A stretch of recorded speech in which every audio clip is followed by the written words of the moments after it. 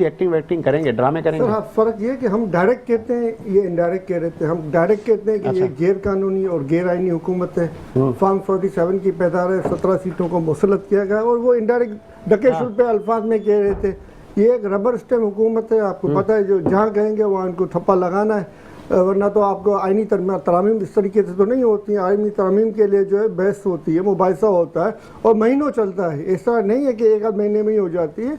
और दूसरे जो है बिलावल साहब सूबाई खुद मुख्तारी की बात कर रहे थे, तो आप बताएं सूबाई हुकूमत के वो महकमे जो कि बिल्कुल डम हो चुके हैं, जो कि चलाए नहीं जा रहे हैं। जैसे कि तालीम का महकमा है, वो सूबाई हुकूमत नहीं चला पा रही, हज़ारों स्कूल्स बंद हैं, और दीगर इस तरीके के काफ़ी महकमात हैं जिनमें जो है वो कारकर्दगी नहीं है।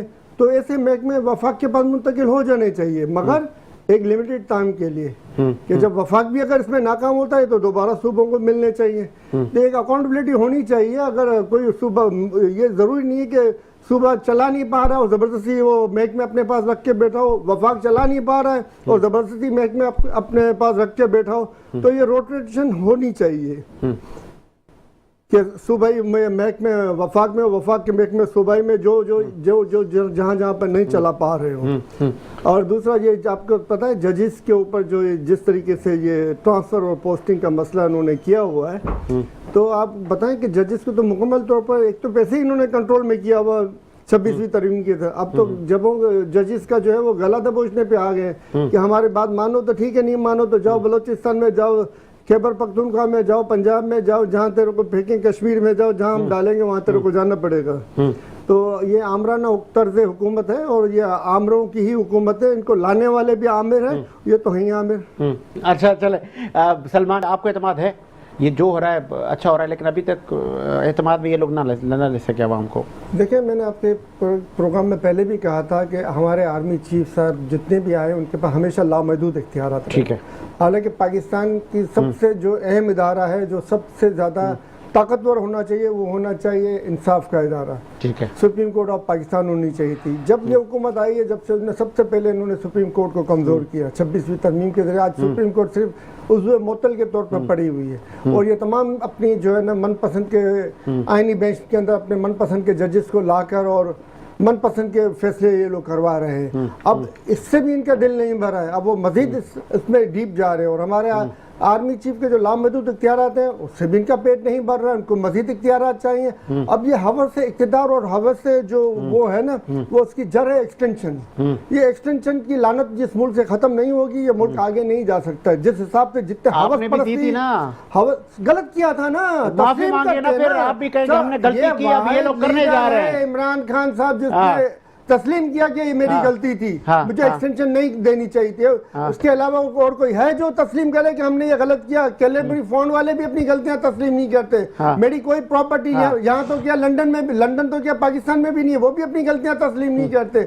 लंदन में बैठ के यहाँ पे हुकूमत करने के लिए आते हैं ढोल बजाते हुए और अपने केसेस माफ करवाते हैं, वो भी अपनी गलतियां तस्लीम नहीं करते। बैठे हुए हैं मादियत अपनी जाके गैरों को दिखाते हैं और औने पौने दामों, सस्ते दामों अपने इख्तिदार के लिए बातें करते हैं, वो भी अपनी गलतियां तस्लीम नहीं करते। आपने की हवस के मारे हुए लोग हैं, इनको ये भूल चुके हैं कि हमें मरना भी और अल्लाह को जवाब भी देना है। कुछ अब खुल के आ गया ना आज प्रोग्राम के वाकयात आपके सामने हैं। 26 नवंबर के वाकयात आपके सामने हैं। अक्टूबर में मुरीदों के वाकयात आपके सामने हैं। और 13 में जो हलाकतें हुई वो आपके सामने हैं। बाजौर में हलाकतें हुई वो आपके सामने हैं।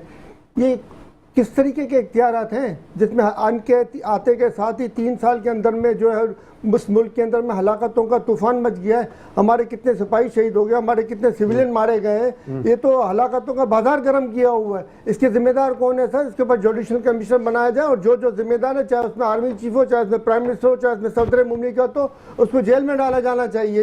इन तमाम हलाकतों के जिम्मेदार कौन है? किसने ट्रांसफर पोस्टिंगें करवाई हैं इस तरह की सरहदों के ऊपर कि दहशतगर्द आ जा रहे हैं और किसी को मालूम ही नहीं पड़ रही दहशतगर्द कहाँ से आ रहे हैं।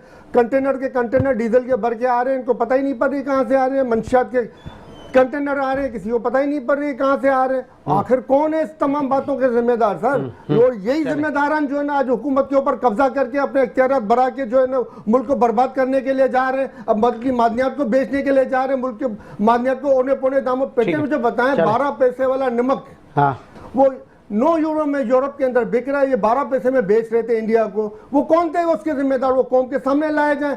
ट्रिलियंस ऑफ डॉलर की मादनियत हमारी सिर्फ बलूचिस्तान के अंदर से गायब हो गई, कौम के सामने लाया जाए। कौन है इसके जिम्मेदार? कौम के सामने लाया जाए, क्यों गरीब बना के रखा गया? क्यों अवाम को परेशान किया जा रहा है? क्यों अवाम को गुर्बत की लकीर से नीचे धकेला जा रहा है? आखिर कब तक अवाम बर्दाश्त करेगी? आखिर कब तक अवाम दबती रहेगी? सर इस तरह न करे, जुल्म के पहाड़ न तोड़े, अल्लाह को भी जवाब देना है। याद इमरान खान ने मजम्मत की है। आखिरत पे अगर ईमान है, आपके कायद अगर अल्लाह और आखिरत पर ईमान है तो ये हरकतें अपनी बंद करें और मुसलमान बनकर चले जिए और जीने दें। सलमान, आप बड़े एग्रेसिव होते हैं। अल्लाह करेगा कुछ भला होगा। अल्लाह ने चाहा इस 27वीं अमेंडमेंट से मुल्क शायद तरक्की कर जाए। सर अगर अवाम के मफाद के लिए एक भी इसमें बात शामिल होगी तो आपकी बात और आपकी दुआ कबूल होगी, मगर अभी तक तो इसमें कोई भी ऐसी चीज़ नजर नहीं आएगी जो अवाम के मफाद के लिए, अवाम के बेनिफिट के लिए हो। दूसरी चीज़ है सर, जब शाहिद खाकान अब्बासी साहब PIA के चेयरमैन थे, वो मुकम्मल तौर पे PIA लॉस में जा रही थी। फिर PIA से ब्लू एयरलाइन निकलती है और वो ब्लू एयरलाइन जो है वो प्रॉफिट में चल रही होती है। तो हम इल्जाम नहीं लगाते, मगर ये एडमिनिस्ट्रेशन कैसी एडमिनिस्ट्रेशन है, ये कैसी एडमिनिस्ट्रेशन है जो मुल्क के इदारे को तो नुकसान में चला रही है और अपने जाती कारोबार को जो प्रॉफिट में ले जा रही है। यही नवाज शरीफ का कसूर है और यही इनका भी कसूर है। शाहिद खाकान अब्बासी ने ये करप्शन की थी सर। PIA का जब उन्होंने चेयरमैन PIA के उनको मिली थी ना, तब उनके पास बजट क्या था, और जब उन्होंने अपनी वो और सर यही PIA जो है ना 3.5 साल दौर के अंदर ना प्रॉफिट में आ गई PTI के। यही PIA 3.5 साल दौर में प्रॉफिट में आ गई, आज फिर नुकसान में जा रही है।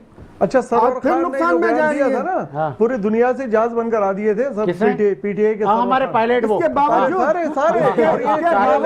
लेसन जाली थे, काम कर दिया। नहीं लेसन जाली के बावजूद PIA प्रॉफिट में, तमाम गलतियों कोताहियों के बावजूद सर, तमाम गलतियों और कोताहियों के बावजूद, तमाम गलतियों और कोताहियों के बावजूद PIA के प्रॉफिट में होने के ऊपर आप जवाब देना। आप दूसरी बात करें, जब PIA प्रॉफिट में जवाब देना, आप PIA में जो प्रॉफिट में लेके इजाजत दीजिए।